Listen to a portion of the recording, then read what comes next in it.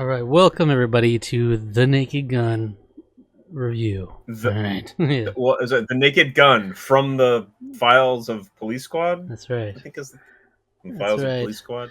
So for the longest time, I've been saying we should do Naked Gun. I wanted to review the Naked Gun movies, and I sent you, I think, on the last birthday gift exchange, maybe the Naked Gun movies. Just so Yep. you have them. It's also on Paramount Plus now. I don't think it was on anything at the time, but it is on Paramount Plus now. And so what we're gonna do is we're gonna go through the trilogy, and then now there's a new Naked Gun reboot. Or I don't know, some sort of new Naked Gun coming out. With Liam Neeson. With Liam Neeson. Oh, Liam Neeson. August Liam 1st, Neeson. I think it releases. Liam Neeson. So we timed it out so that it will basically lead right into that. And we'll see, as we like to do with our little movie series, you know. Short but sweet. But I'm curious to see, because obviously I've talked about how much I like this movie in the past, so you already know I like the movie coming into it. I don't know your thoughts on it at all. It's not like a universally beloved movie by any means. It's like, usually it's positively received, but it's not like 10 out of 10, 10 out of 10, so I'm curious to see. You know, comedy is subjective, and it is. Yeah, well, and one thing one of the things I kept thinking while watching this before, we obviously we're going to do our gut check first to see our scores, but like I kept wondering because like our old co-host of an old podcast that I used to have, the Users, Botza. Now, Jack Botza, as he sometimes was known as, he's a man of many names, but I don't know if he talked about this movie at all or not, but like, all I kept thinking of is like this is something that feels kind of right up his alley. So I don't know. I should message him. Every so often me and him will message back and forth. So I should just say like, hey, we watched Naked Gun. I don't know what you think about these movies, but yeah, it's very 80s. We're gonna be doing a whole series on them, least, so. yeah.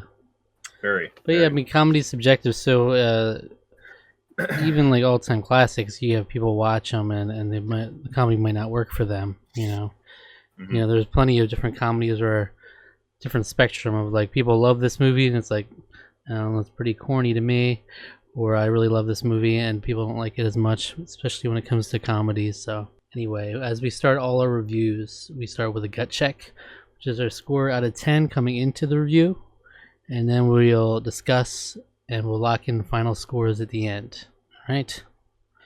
So let's see. It's out of 10. 3, 2, 1, flip. 9. I have it as an 8. All right. It's respectable. Yeah, I really enjoyed it. I don't really have necessarily any like negatives to really say about it. I don't know. It's just I'm kind of feeling like four stars on Letterboxd kind of thing, like an 8. Seems about right. It was very funny. The comedy worked for me pretty well. Pretty much the whole movie through. Yeah, it was extremely well. It's of such another time and era that I'm thinking about the fact that they're coming out with a Naked Gun film in 2025. How is that going to work? Yeah, I can't even think of a similar style of movie where it's just absurdist comedy. I don't even know if anyone's made one in like any recent period of time. You know, it's like yeah, that's why I mean everybody's very cautious about the new one, but I think I didn't watch the full trailer that had come out not too long ago.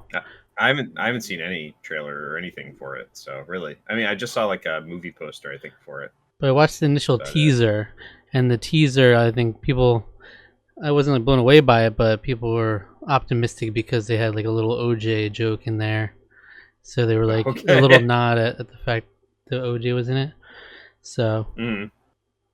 Yeah, I mean, I love this movie. I think I've watched it a few times now, and I've watched like so many people reacting to it and stuff. So, like when I used to talk about this movie, I would have thought like 9.5, like, and I think I've come down on it because now I've seen like seen it so many times. I know it's probably not a 9.5 because just the only real issue I take with it is like the back half. It slows down. Like the laughs per minute kind of slows down, and it does slow down a lot. And they spend an awful long time at the baseball game. Yeah, they really had to milk as much of the baseball game. Like, I don't know, I'm not sure if they filmed in Dodger Stadium or what, but they spent as much time in there as possible, maximize the I feel like what it is, more to think about it, is that like the movie, why it works is because all the jokes, tons of jokes per minute, so many like gags. So it's like even if one joke doesn't work for you, there's another one coming up in a few seconds, and it probably will. And then it's just like constantly hitting. But then it realizes, oh wait, we're in a movie, so we got to resolve the actual plot. That no one really cares about the plot of the movie, but we have to resolve it. And so then it like has less time to focus on the gags and the clever writing and the jokes. Yeah, I think I would agree with that. I think it is definitely noticeable in the second half where a lot of that sort of started happening. Where it did kind of slow down, like it sort of took its time a little more and did sort of lean more into like establishing the love story. It's like a canned, like forced love story. Mm-hmm. Well, the love story, I love. I almost love all the love story parts because they play it up so much. Oh yeah. But, I don't get me wrong. That stuff. I love the date. The date is like one of my favorite bits. So they're playing like. And they change clothes like 7 times, and they're like, "Oh, that was a wonderful afternoon." I was like, I knew that was coming, but I knew that was coming, but it's particularly when the baseball stuff starts. It is when it slows down. But in my mind, I view that as longer. But then I remember looking at the runtime of this, and like, oh, we're running out of time. They got to get to it. So that's actually maybe feels longer than it is, but it's just a tiny little. Like 10 minutes at the end, but really, it felt like it was like 20 a good 20 minutes. Yeah, at the baseball stadium. So, I mean, but it was funny. I mean, like I liked it still. Yeah, I was curious because you're a big baseball fan in the past, at least, right? Historically. Yeah. So they actually had a lot of those. So they had like some legit sports announcers that were all there. Yeah. As well as like that TV psychologist who was in the booth. She just appears like for like a second, like Dr. something. I don't remember. She was like a Joyce TV psychologist. Byers, something like that. Yeah, something. Joyce Byers is from Stranger Things. Joyce Summers or something like that. I don't know. That could be from probably something too. Joyce something. I don't know. And then the guy that they get to that Ricardo Montalban, like the guy he hypnotizes was a real guy, right. Real major leaguer. I can't remember off Reggie Jackson, something. Right? Oh, it's just Reggie Jackson. Yeah, that's right. Of course. So that was funny. That he kind of showed up for that. I think the pitcher was like a real major leaguer too. And I don't know if everyone else was just actors. I'm not really sure. But yeah. Yeah, but overall, I love this movie. Like I said, for the jokes per minute, and I love the sense of humor. I love the ongoing, it's an ongoing thing. Like someone, usually Frank, will say something really weird, and then you just get like the other character like reacting to it for a few seconds. They'll just make a face or something. I love that they're like doing that a lot in this movie, because it's like they just say something completely straight, and then you just like, wait, that doesn't make sense, does it? Like the doctor says he has a 50-50 chance of living. So there's only a 10% chance of that. He's like, he just looks at him. That was pretty great. I like, even early on. I mean, he's playing off of like George Kennedy is like a working actor. He's been in so many things over the years. He's been on like a number of actually just recently there was a Best of the Worst episode that Red Letter Media did. There was a movie that George Kennedy was like the lead star in, of all things. Terrible movie, but yeah, I mean he was like a working actor, and I was just like, oh, George Kennedy's here, and then we get, oh my God, O.J. Simpson's the first person we see after the opening scene. It's just like, oh, it's O.J. Okay, and for nothing, all right. Not for nothing, I love that opening scene with OJ. I think it's always so funny to me. It kicks in the music, like, the music swells, kicks through the door. His leg. Police, they all turn around. Yeah, just one dude, and then just the stupid, like it's such stupid humor. A lot of it.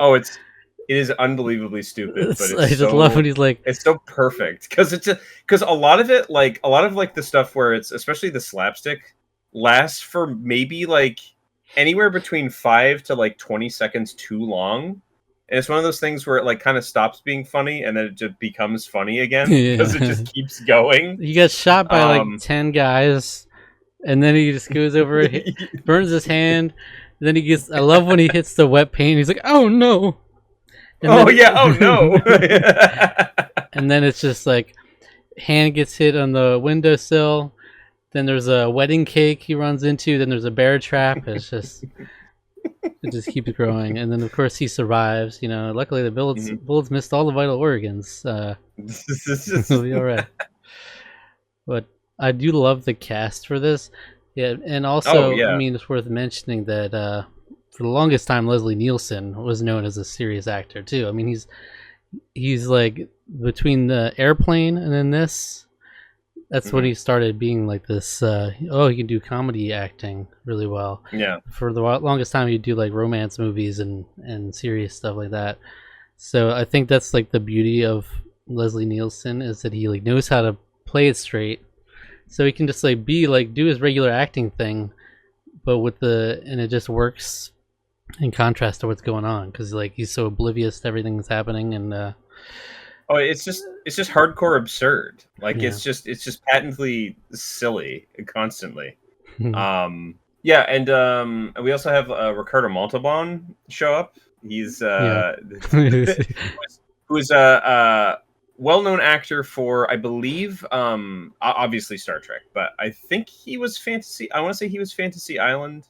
Was him. I want to say that was him. That was kind of his primary, like everybody knew him from that. He was Khan in obviously the episode of Star Trek on TV called Space Seed, and then reprised the role in Wrath of Khan, which he's very well known for. And then of course later would be in the Spy Kids movies. I don't know. I don't remember if he was in more than. I remember him in Spy Kids 3D. I don't really remember 1 and 2. That's going to be our next movie review series, I think. That would actually be kind of awesome. I'd love that. Spy Kids 3D is a horrible movie, but I remember really liking those when I was a kid. Particularly, I think the first one still holds up. But he's great. He's the perfect cheesy villain casting. Oh, so good. So good, yeah. And I think you mentioned him, George Kennedy. He's an underrated role in this, too. I really like him. I think his performance is great because he's not quite he's almost weirdly enough there's 2 straight men here, but he's like almost the straight man to the other straight man. Yeah. So he gets to just sort of like react to everything that Leslie Nielsen's doing, in a lot of ways, and I love the little gags he gets into, like when they start searching the guy's pockets, but it's Ed's pockets, and he's oh, you think we were born yesterday? Look, it's a picture of you. It's got a picture of your wife. Ethel. And he's like, anybody else seeing his wife? That's okay, Frank. That's okay. I like the well, first of all, the sight gag with Tiny Ron is got me every time. It's just like where he's just like super tall and his head's cut off the frame. Always love those. But yeah, when they're testing out the cuffs, and it's just like, why? It falls over. It's so good. It's so sincere. It's so Yeah. It's so good. And I do really like Priscilla Presley in this, actually, too. I think she's great. Yeah. And the stupid, like, because she's also, like, playing stupid stuff straight. Again, it's like everybody playing these things straight when it's, like, clearly absurd. And she's, like, all those stupid nicknames and stuff. And I love... It's like a send-up of, like, 50s and 60s serials with, like, also kind of, like, kind of poking fun at noir tropes, because she's supposed to be she's like the femme fatale sort of. And he's got the great narration and the kind of legs he'd like to suck on for a day. Yeah, I was like, that's oddly specific. It's like, all the double entendre were amazing. The sexual entendre were super funny, especially because, like, sometimes they would go there and then it would, like, kind of, like, ease off in a, like, really bizarre, strange way. Like, like even the like the full body condoms that they use. I love that whole scene by the fire, and then I mean slip into something more comfortable. It's just a different suit. Yeah. And then it's just so, like, the music's swelling, the saxophone's going, and she's like, just so you know, like, she's got the perfect, like, seductive voice that she does a couple of times. I practice safe sex. I do too. And then it cuts to that. But I just love the super serious stuff when it's living absurd. Like, she's in there in the kitchen after that whole fun scene of him doing acrobatics in his apartment. And she's there with the, I'm boiling a roast. How hot do you like it? Yeah. And I just love the super seductive scenes where it's like she starts sucking on his finger and he's like, I have 9 more. It's so awkward.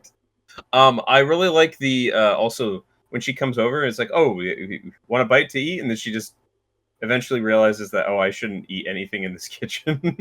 Yeah. Where she doesn't, like, ever explicitly say that. She just doesn't, and then leaves. That's true.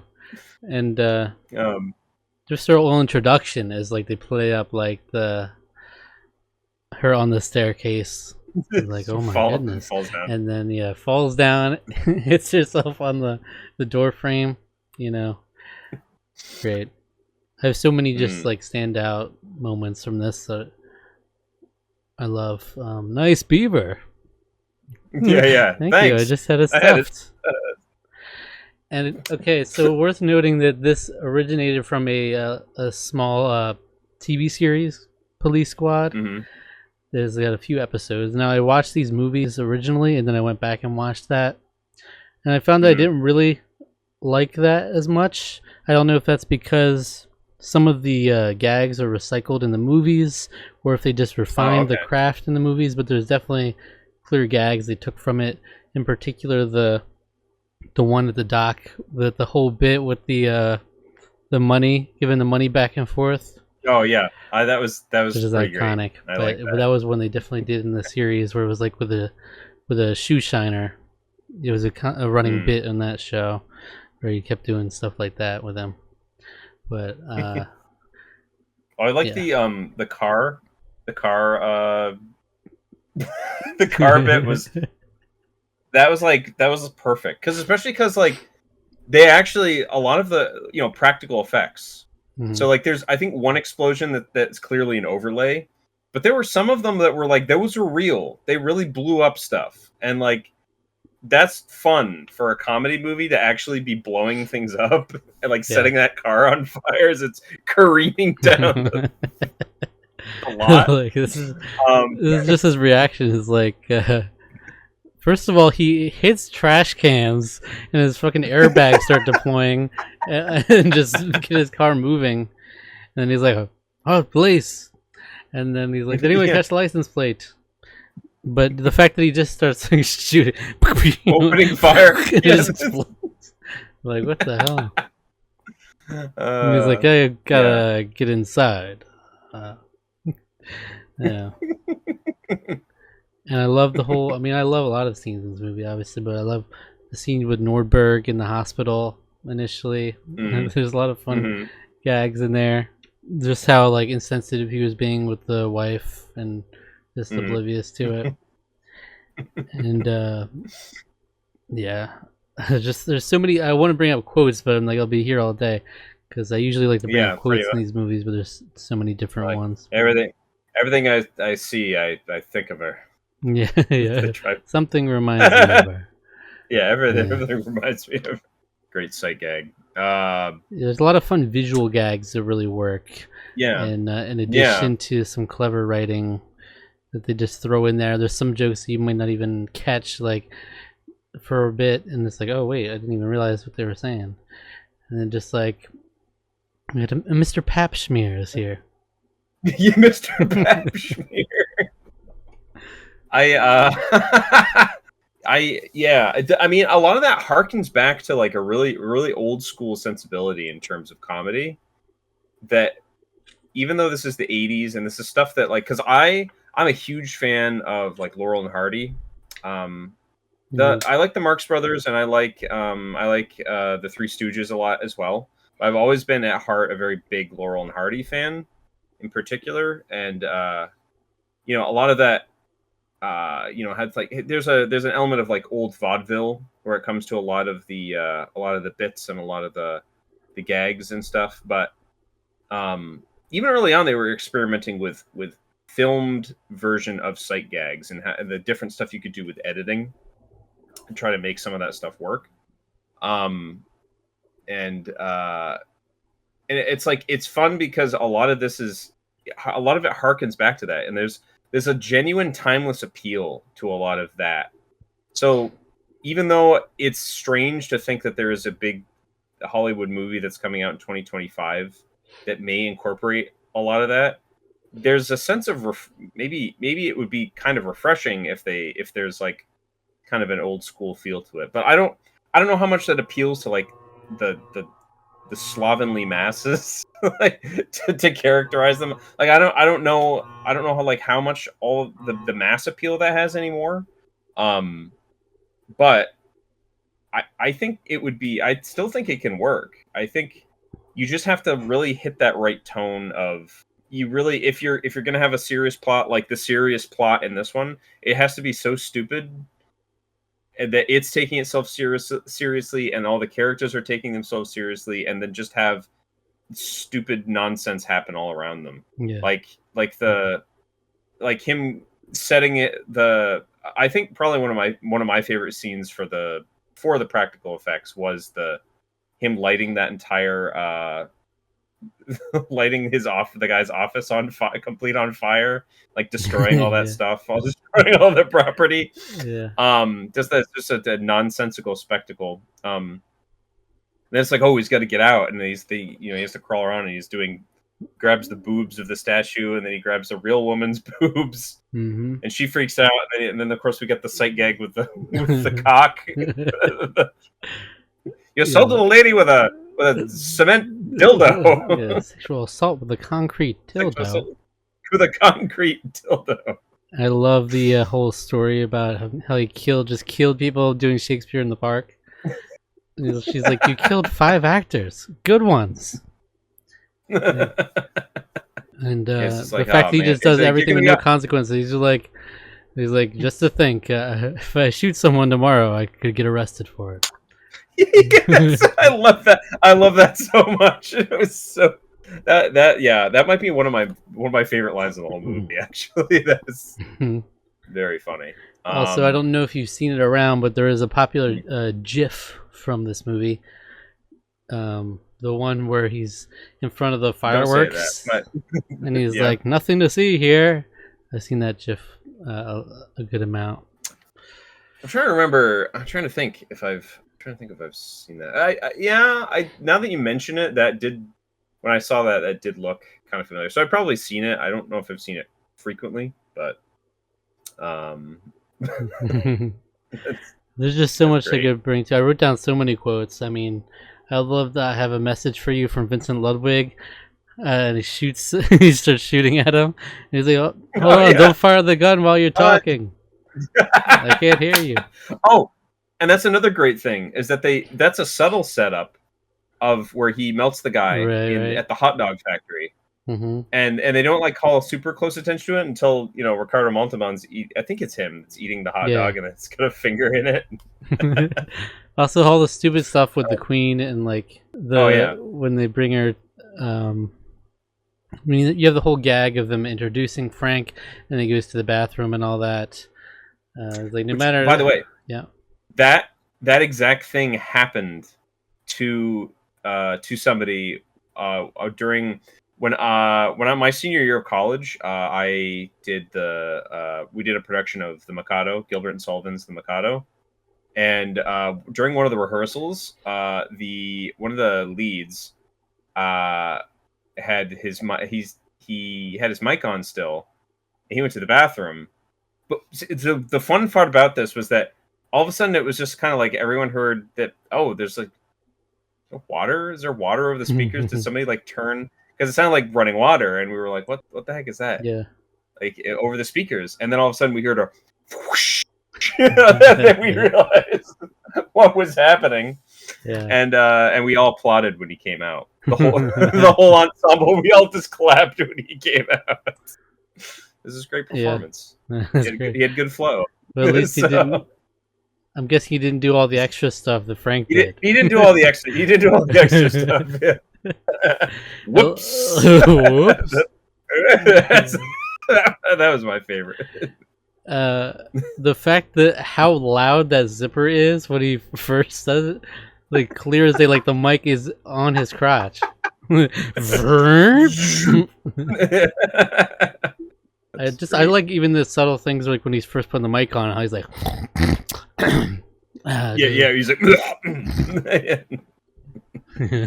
I love the nicknames that they start exchanging him and Jane. Funny face, butter wings, schnooky lumps, and grabs her cheek.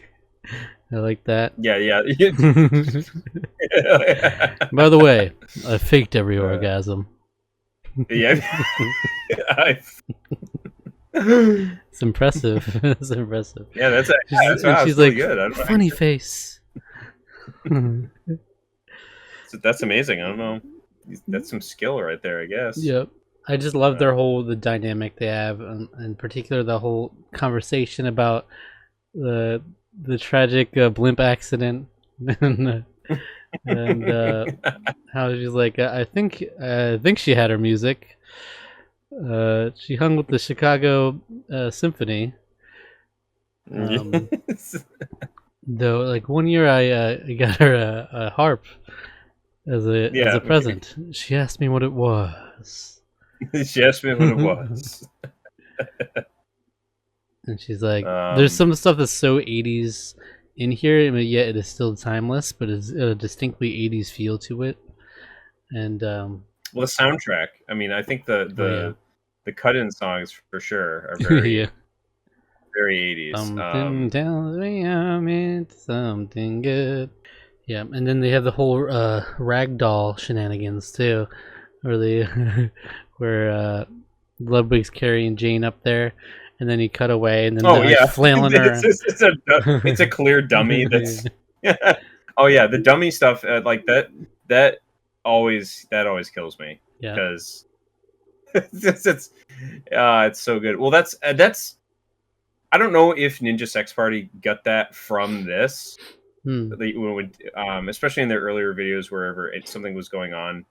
They used it in some of their later stuff too. But whenever Dan would get like horribly hurt or it would just be an obvious dummy like with his stuff on. That's just comedy gold. and then when Ludwig's holding the woman or holding Jane at gunpoint, and I just love the little lines like, "He's got a gun." I know. And And then he just like, oh, two can play that game, and he just grabs a random woman. I think the most unbelievable part of this movie was when the woman was offended that he had seemingly killed a guy who was holding someone at gunpoint. She was like, "You killed him." Like, no, I just stunned him. He'll be all right. And he falls over. And then Ed has a great line with that too. He's like, "My father went the same way." My father went the same way. Yeah. Yeah, with the marching band was a nice touch. Yeah. Yeah. Yeah.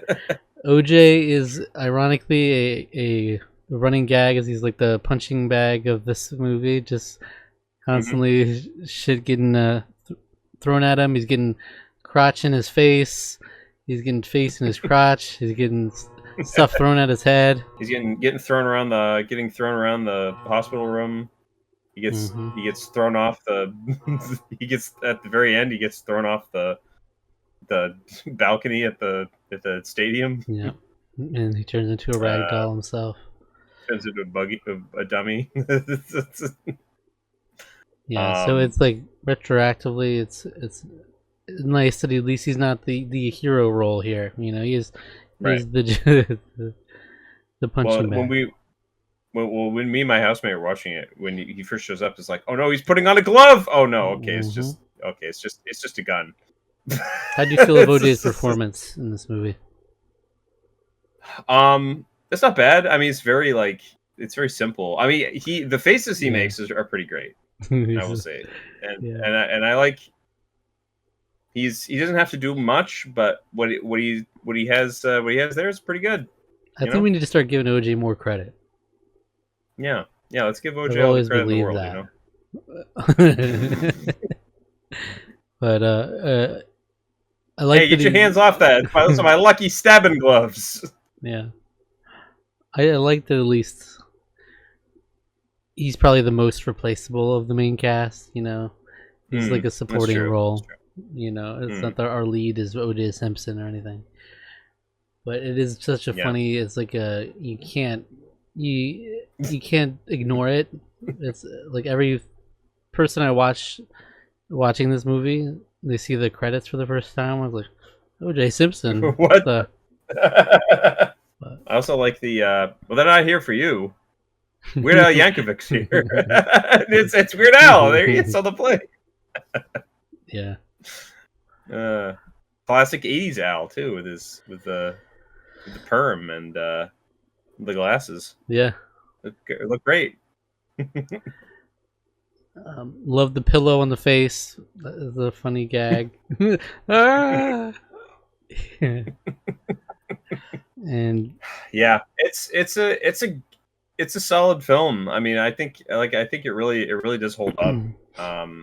I think to its credit, I think kind of like what you said, even if like maybe one gag didn't work for you, it's like there's another gag in like 5 seconds that is probably going to. That's what I love about this movie. I feel like a lot of comedies aren't that tight with it, and it felt like this is pretty remarkable in that way.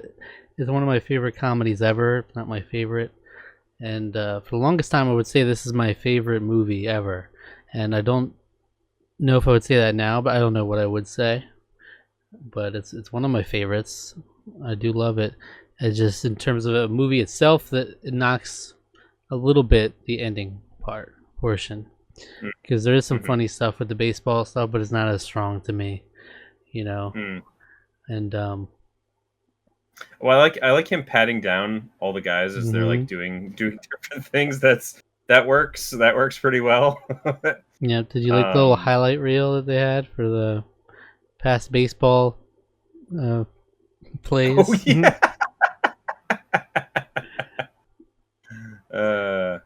And I do like him getting out there, throwing extra balls in the air and stuff, and just fucking everything up. And he's like, "All right, you're out of here." They've got him in a run. Yeah, he's throwing the umpires out. And then they're arguing, And then he sees Reggie Jackson with the gun. He whips out his gun. They're like, "All right, you're the boss. All right, you're no, safe."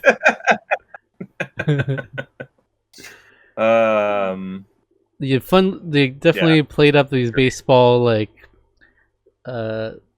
tropes, like the spitting. Everybody spitting, including the wives. I was gonna say the wives and girlfriends of the players. Yep, and then dressed in the crotch. And then they had the one guy who had like all this stuff in his helmet, like his sandpaper and Vaseline.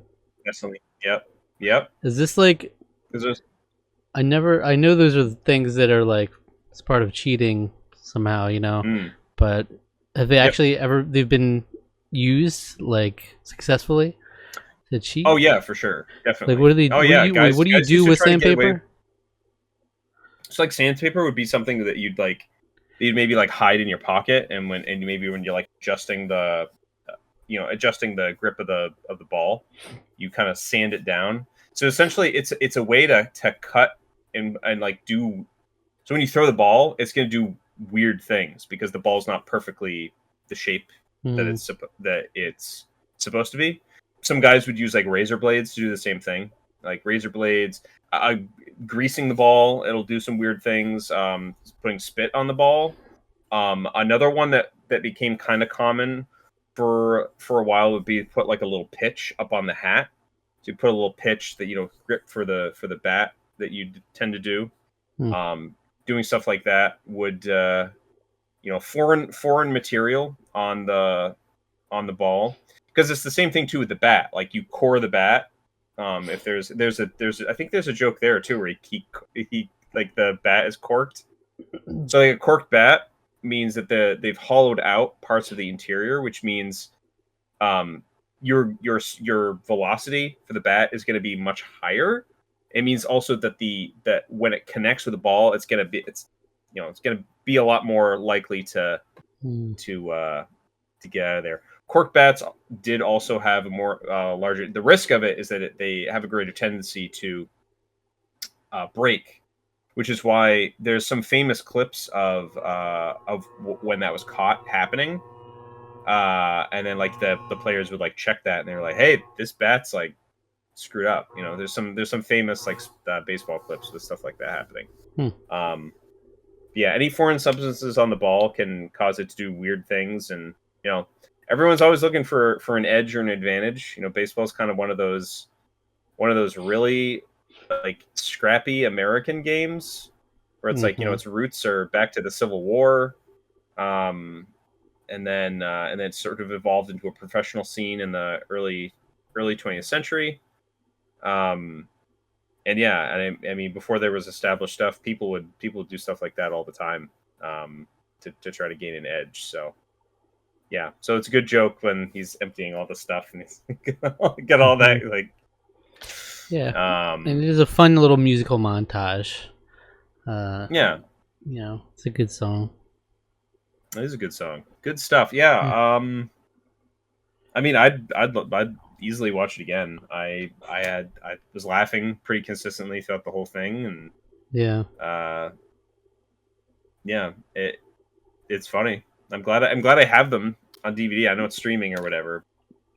Actually having them is good. I love it. All right, let's do final score. 3, 2, 1, flip. 9. 8.5.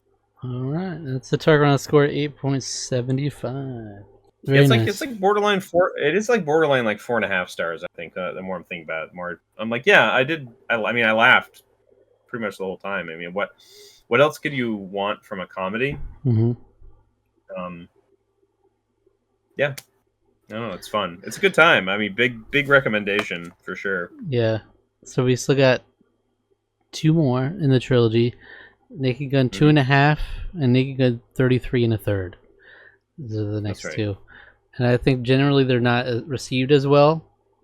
But I've always every time I look back on it, it's like maybe I give this one the edge, but they're all pretty on par for me. So I don't really agree with them being like significant steps down at all. there's still a lot of great gags in there, and definitely some fun stuff to talk about. All right. Yeah. Well, I'm looking forward to them. That was fun. I mean, this movie doesn't work without Leslie Nielsen. No, he's the key. It's such a sure. He's so certain of himself in every way, even though he's kind of a giant moron and a little bit of a jackass. Mm-hmm. It's perfect. It's a perfect performance, really, for a movie like this. So yeah. But there you have it, The Naked Gun, 1988. All right. Thanks for watching. Subscribe to the channel if you enjoyed. Like the video. Leave us a comment, letting us know your thoughts. And in the meantime, I'm going to recommend a random Tarqaron video for you to check out next. Random rules. Random rules. If you enjoyed this video, why don't you go check out our review of The Quarry, a horror video game. It's a very opposite vibe. So opposite vibes. It's got some nods to like 80s classics though. But, yeah, with the sugar pops, pop them in your mouth. Yeah, I was more thinking of the camp setting, but yeah. Yeah. All right, and then come back next week for another Naked Gun and more along the way. All right. That's right.